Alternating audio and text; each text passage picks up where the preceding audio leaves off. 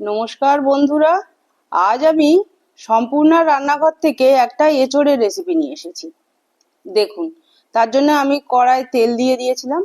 এবারে এঁচোড়টা আমার একটু নুন আর হলুদ দিয়ে এঁচোড়টা সেদ্ধ করে রাখা। এঁচোড়টা ভেজে নিলাম। এবারে কড়ায় যা তেল ছিল তাতে আমি আলুগুলো ভেজে নিলাম। আলুর টুকরোগুলোকেও ভালো করে ভেজে নেব। এবারে আমি ভেজে নিলাম সেদ্ধ করে রাখা চিকেন কিমা। এটা নুন আর হলুদ দিয়ে এই চিকেন কিমাটাকে সেদ্ধ করে রাখা, এটাকে একটু ভেজে নেব। এবার চিকেন কিমাটা আমার ভাজা হয়ে গেছে। এবারে দেখুন কড়াই তেল দিয়ে দিয়েছি। তেলের মধ্যে এবারে দেব আমি ফোড়ন।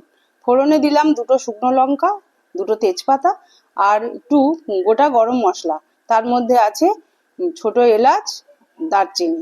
এবারে দিলাম একটু গোটা জিরে দিয়ে আমি এবারে এর মধ্যে আমি দেব পেঁয়াজ কুচি। এই যে আমি দিলাম পেঁয়াজ কুচি। এবারে পেঁয়াজ কুচিটাকে আমি খুব ভালো করে ভাজবো। এটা বাদামি হওয়া পর্যন্ত ভেজে নিতে হবে। ভাজা হয়ে গেছে। এবারে দেব মশলা। তার মধ্যে দিলাম স্বাদ মতো লবণ আর অল্প হলুদ গুঁড়ো, একটু কাশ্মীরি রেড চিলি পাউডার, আদা বাটা, কাঁচা লঙ্কা বাটা আর একটু জিরে বাটা দিয়ে এটাকে আমি খুব ভালো করে একটু কষিয়ে নেব। এবারে দিয়ে দিলাম টমেটো আর টক দই আমি একসঙ্গে পেস্ট করে নিয়েছি, এটা দিয়ে দিলাম। দিয়ে আমি খুব ভালো করে এই মশলাটাকে কষাবো। দেখুন কষানো হয়ে গেছে, তেল ছেড়ে দিয়েছে। এবার আমার ভেজে রাখা আলু, এঁচোড় আর কিমাটা আমি দিয়ে দিলাম। দিয়ে এটাকে এই মশলার সঙ্গে খুব ভালো করে কষাতে হবে, কারণ এঁচোড় যত কষানো হবে তত কিন্তু ভালো তরকারির টেস্ট হবে। এবারে দিয়ে দিলাম জল। এই জলটা হচ্ছে চিকেন যে সেদ্ধ করেছিলাম সেই জলটা। অল্প জল লাগবে, কারণ আমার শুধু আলুটাই সেদ্ধ হবে, এঁচোড় আর কিমা তো সেদ্ধ করাই আছে।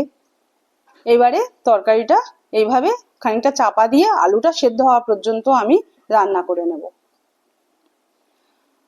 এবারে আমার তরকারি হয়ে এসেছে। এবারে দিলাম গরম মশলা গুঁড়ো আর দেব একটু ধনে পাতা দিয়ে আমার তরকারিটা একদমই হয়ে এসছে। তাহলে বন্ধুরা এইভাবে করে খাবেন। আর যদি আমার ভিডিও ভালো লাগে তাহলে আমার ইউটিউব চ্যানেল সম্পূর্ণা রান্নাঘর পেজটিকে একটু সাবস্ক্রাইব করে রাখবেন আর আমার Facebook page Sampurna blogs follow করে রাখবেন। তাহলে আপনারা ভালো থাকবেন। নমস্কার।